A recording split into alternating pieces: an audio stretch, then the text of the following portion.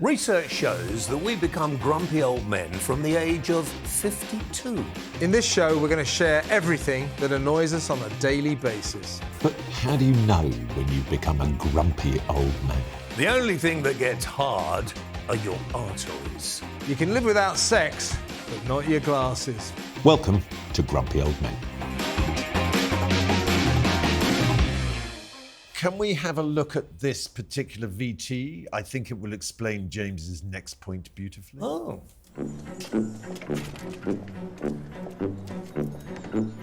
Hey!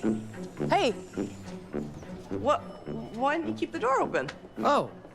Well, I just didn't think you were the type who would want a guy to hold the door open. What for type you. am I? You know, you're a type. I was just trying not to offend you, and yet I wound up offending you, which is quite ironic. I would say type plus distance. Oh, you have an equation? Yeah. You have an type- equation for the vibe? Yes, it's a mathematical equation. I see. Type plus distance equals no door hole. So it's people who don't hold doors Yeah, open for I each mean, other. that was a funny and silly clip and was entertaining. But I am really annoyed now that we have lost so much in the way of manners. And people say I'm quite a rude person. I can't believe it, how rude I was. But, you know, That's outrageous. exactly. I mean, Who would say that? if I was on a train and there was a woman who needed a seat, I would offer my seat to her. She might tell me I'm a sexist pig, but I'd still do it. And I would, of course, it wouldn't matter whether it was a woman or a man, if I went through a door and there was somebody behind me, I'd keep it open for them. But I'm just getting fed up with the amount of rudeness in this society in which we're living by these people who... And another problem, I'm going to throw it in here, is people who can't eat properly. Oh. People who use knives and forks the wrong way. If you want to use a fork to eat, go to bloody America. And they just, just annoying. Yeah, they use the And if fork like we- this. Yeah, No. yeah. Or Yeah. noisy eating. Yeah, and that's Eat with your another mouth thing. closed. Are you enjoying that? Yeah. Yes, sounds like it. Yeah. Why do trains ban smoking but allow people to sit there with sort of fish and chips covered in salt? Yeah, and no, I vinegar? agree. The Or smell of some fish kind and chips some is kind appalling. of wrap. Yeah. Yeah. The wrap. They so the stink. microwaved wrap Yeah. Yeah. that arrives on the train and basically smells like a mixture of armpit and arse to everybody else other than the person God, I'm who getting is hungry. That's probably actually the flavour. I'll have a armpit and arse. Yeah, no, exactly. So eating on trains is, Yeah. and also, well, you're in the I am in the food catering business. I mean, Yes. why does anyone want to eat sitting on, for example, the Northern Line? I literally was the other day on Yeah. the Northern Line. There's a guy just sitting there, f***ing great load of fish and chips eating them away. It's like, why don't you wait till you get I mean, home? like, how long are you on the tube or the train that you can't wait Exactly. for that meal? I Yeah. understand if you are travelling Yeah. up to York, for example, yeah. you might want to eat something on the way. And hopefully they have a nice dining car where you can have a decent meal and a glass of and as you wine. get on, somebody holds the door open for you. You say Yeah. thank you to them. You see, when I was brought up, manners were everything. And they right? still should be. I mean, if I still, because I got shouted at about it a lot when I was growing up, it's like, if a woman stands up from the table, I stand up. Yeah. And then I get scowled at now. Yeah. Why are you standing up? Or And I being think, polite? treat everybody the same. So do it for a man or whatever. But it's just, we are so badly mannered in this You're right, country you're now. But young women don't like those kind of manners. I think they now see it as a form of oppression. But that's ridiculous. Yeah, I know women who, if they don't get whistled at when they walk past a building site, they walk back again. There used to be an advert on the telly, right? And it was this woman, right? And she Wait, goes, who is that woman? Are you willing to out her? No. so she's on the train, right? And it's something about her. She's got this fantastic hair stuff, so she's looking, and nobody gets up, but even though she's standing. So she comes off the train and she goes, "You see, my hair. I look so young that nobody stood up." And I always thought, did you ever consider that maybe they're just f***ing rude? But manners are disappearing, and that thing of Yeah. just, I mean, I find now I hold a door open, and people will walk through it without acknowledging you in any way, shape or form. Yeah. So I find myself slightly like a mad person going, the pleasure was all mine. And going right, across, you know, when you come to a zebra crossing and you stop and you let people cross and they don't- are either looking at their phones like this or they look at you and go, Same for driving. When you let someone through a gap, you pull up so they can come through. And they just drive past and don't even look at No, you. Absolutely. It's different since we moved out of London. It's lovely. Everybody waves. Well, if it was to on each a other, everybody tractor said now, thank you. Yeah. And I even thank my Alexa. I walk into a room and I'll say, Alexa, what is the time, please? And Alexa says whatever the time is. And I say, thank you. Yeah, I always enjoy my wife's arguments with Alexa. You know, when she would, Alexa, play talkTV. No, it doesn't want. Alexa, play talkTV. Alexa. It's not human. I don't have one of those in my home. You I need also one. don't have any of these. Hi, and welcome to Brightly Storytime. I'm Megan, the Duchess of Sussex, and today I'm going to read to you my book called The Bench. This is your bench, where life will begin. For you and our son, our baby, our kin. I hope you enjoyed The Bench. I loved being able to share it with you, and now I hope you're able to go and find your own special bench, or a chair, or a little quiet nook. Just a place that means something to you that you can share with someone you love. Have a great day and come back to Brightly Storytime soon. Bye. Now, the interesting thing about that video is that is the whole book. She's ruined sales there. There's nothing else in that book other than that. It was 100. The whole book was 160 words or something, wasn't it? It's a work of. Well, I might try writing a book if I knew that. Well, this is my point, right? Celebrity children's books. Yep. The proliferation of them. Now, there are some people out there who were of note before who write good books and they've got a career out of it. But there's just endless ones coming out now, all the time. And if you were someone like Michael Morpurgo or Roald Dahl, if you were still alive, you'd be there going, what? Well, a lot of real writers, I say real writers, a lot of professional writers are really pissed off about it. That every other 2-bit children's or celebrity starts writing children's books. I blame Fergie, who I think she wrote 13 books about Budgie the helicopter. Budgie the helicopter. I've never read one of you. Yeah, 13, unlucky for some. Available in all good charity shops around the country. Yeah, which is where they swiftly end up. Are you absolutely sure about this? Just that poem was all that was in that Yeah, book. honestly. There's no more in it. And it's like, what was the I mean, The Bench. Who decided You know, that it's a story about A bench. No, it's a story about a father's relationship with his son as told from the mother's perspective. In other words, rewriting history, which she seems to be quite good at. I think it's just endless now, all the time. It's like, I'm bringing on a little kids book. Channing Tatum, right, has written something called Sparkerella. Now, Channing Tatum plays a stripper most of the time. Why is he writing a kids book about a girl? It's agents, though, isn't it? Agents are now saying to their 2-bit actor clients, you know, who've just been in some crap TV drama, now it's time for you to write a children's book. Time for a kids book. Because it could be the jackpot, you know? Here we are, Kevin. And Kevin's book all about... What would you... If I was to write a children's book? Yeah. Tales from the Dark Side. How about that? Something scary. Something that would unsettle the children. Yeah, well, that's not a bad idea. I probably would read that. Actually, kids' books, you know, historically were terrifying. When I was a kid... And great. Children's television was terrifying when I was a kid. But very, very frightening. Roald Dahl, Enid Blyton, Michael Morpurgo, Dennis all of those Wheatley. great- I mean, the problem with it is remember? they are detracting from great literature available to kids. That's my point. And you've got too many of them out there. Please, it's lazy publishing. Can we stop?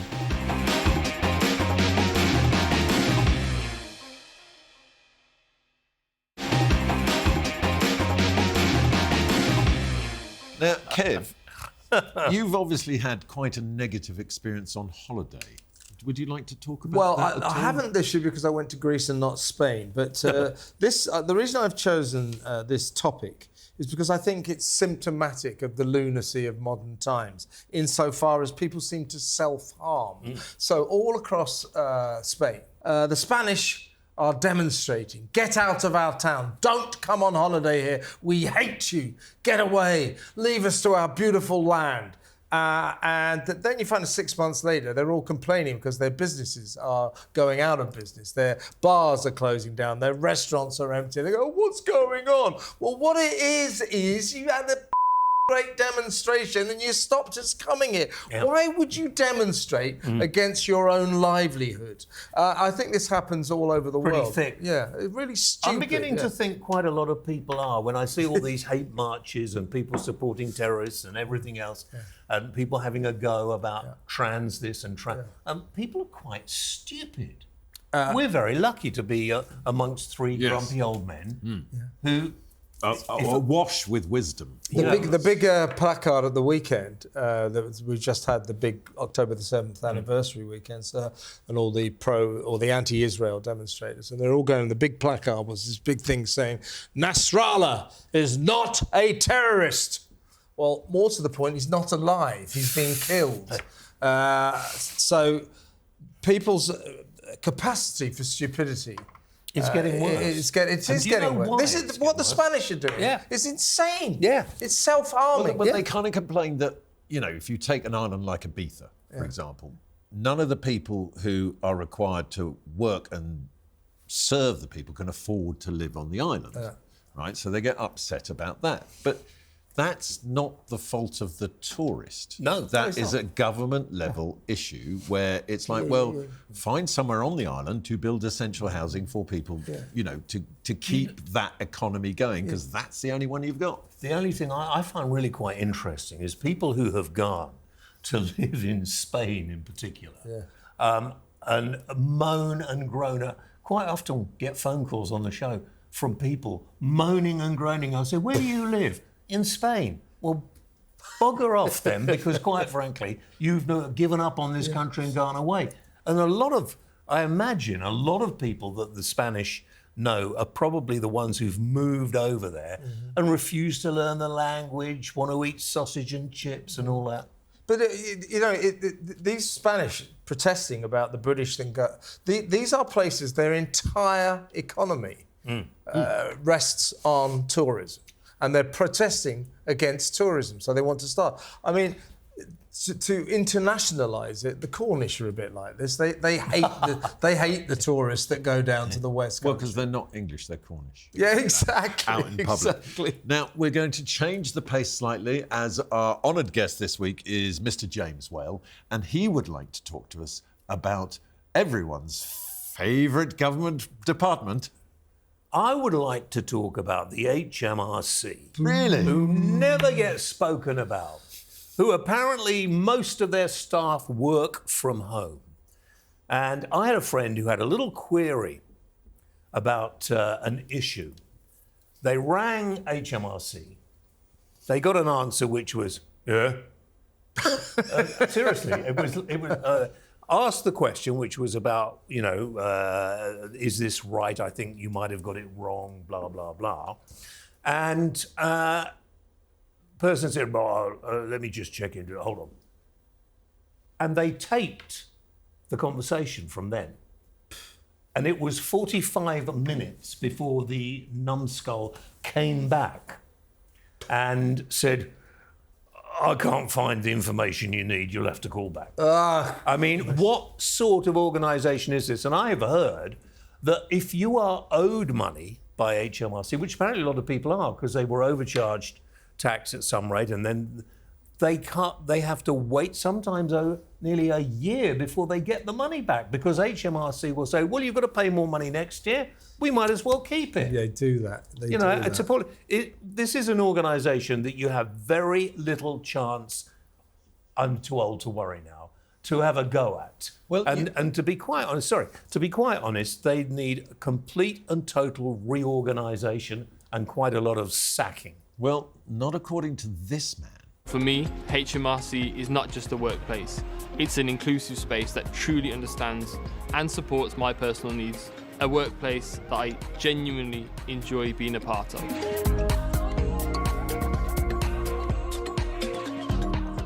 I want to work. Well, that says it all. Well, you see, there you were says criticising it it. I was going along with you, and now I learn it's an inclusive place to work. Yeah. So I take it all back. Unless, of course, you're working at home in your pants. Yes, which they weren't, and imagine looking at those two in their pants. No, thank you very much. Well, I've had experience of the tax department in America, having lived there, the IRS, and they are a bunch of serious bastards. Are they worse? But they are nothing next to the HMRC. Oh, right. HMRC are worse than the IRS. My brother runs his own tax company. He does my tax affairs for his sins, poor guy. I got a real hammering last year, and I said to him, Shouldn't earn so much money. there were all sorts of elements of my returns or what they charged me. I said, but this isn't fair, and this isn't fair, and this isn't fair. And he said, listen. The first thing you have to understand about the HMRC is they are not fair and they don't care. It's an unreasonable organisation. To James's earlier point, there's nobody on the end of a phone, and if they are there, they invariably can't help you. Why do they call it working from home? It's not working from home, is it? No. It's watching Netflix from home. That's what they're doing. Eating pretzels. Yes. And why- Watching why- superhero movies. It doesn't save us any money either. If you were a private company and the boss thought, well, if a lot of the staff work from home, I can have a smaller place to rent and not to spend money. Maybe there's a reason for it. But not when we're paying anyway.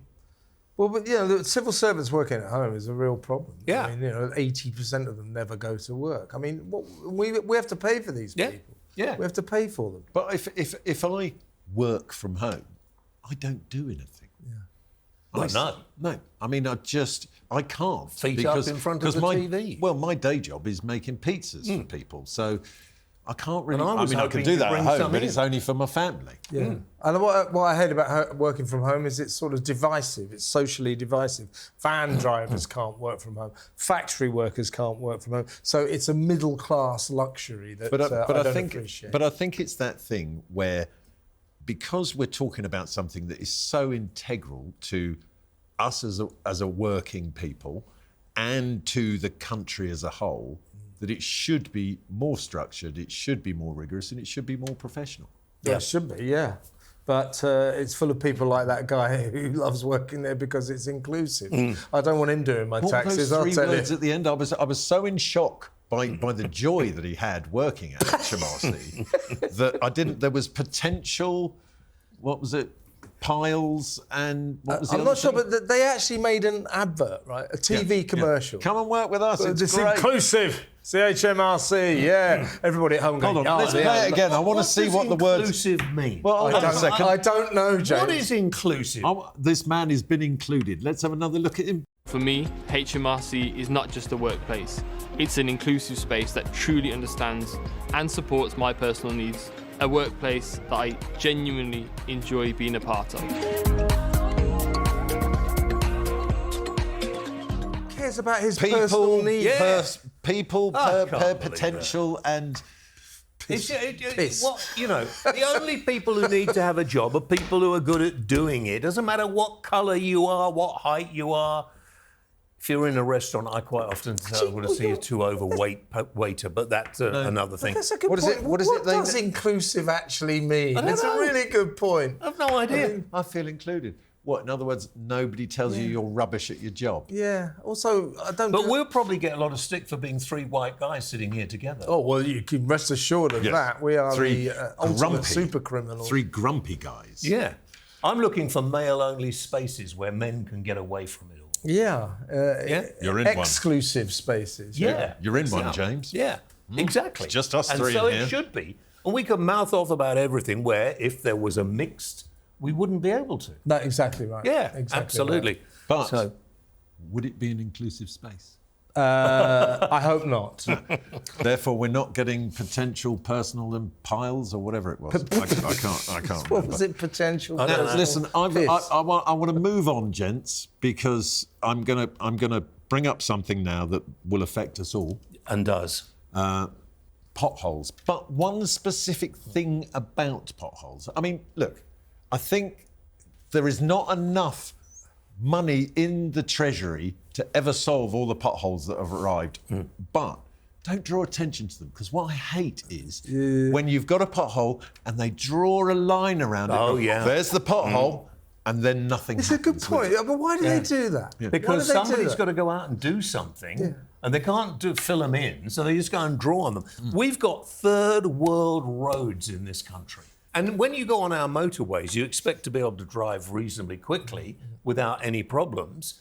There are even potholes. Not if it's a smart motorway. Oh, don't talk to me about that. I've got one near where I live, and they're redoing it because it's rubbish. Yeah, well, they're a bit and lethal. dangerous. Yeah. You know, this just extra- goes back to people in charge are not up to it anymore, are they? It's extraordinary. Smart motorways, though, we're kind of digressing, but the statistics are, something like 60 people a year die on them. Yeah. Because they get out of the car and somebody runs them over when they break down. Yeah. And the government always says, yeah, but they really are working in terms of helping the traffic flow a bit more. Yeah, but 60 people are dying. Well, no, my favourite one on the board is when it says speed limit for exhaust fumes, or they say something like that. So, like, we've slowed you down to 50 for the environment. Rubbish. Complete bollocks. As there are 10,000 cars on it anyway. Well, all Like, this it's gonna make 20 a mile an hour stuff where cyclists go past you at a huge speed. We're chugging along in cars, making far more nuisance for the environment. I don't believe in all of that rubbish myself. I think they're over-exaggerating. There was an it. interesting stat. So, the cleanest air in London was in the middle of Hyde Park. Is that right? Right? Okay. Middle of Hyde Park. And then they changed the road system in Hyde Park, and therefore there was traffic jams in it. And then they put speed bumps in, and there was, because we don't want to run anybody over by going too fast. It's no longer. Now it's the worst place in the world. Oh, dear. And did you see dear. that? So our friend Sadiq Khan, the wonderful mayor of London, is ULEZ expansion scheme, which was, of course, to cause clean air all around, right out to places like Bromley. Where is Bromley even? Used to be in Kent.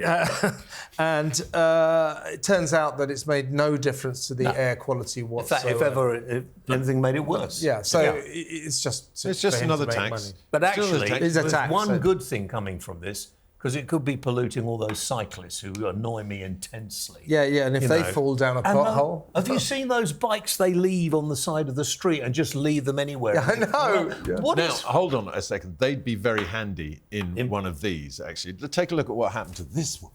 Caught on camera now, and a woman distracted while walking down the sidewalk takes a nasty fall. Surveillance video shows a utility crew going down to do some work. Then, minutes later, a woman appears down the block, walking straight towards the cellar.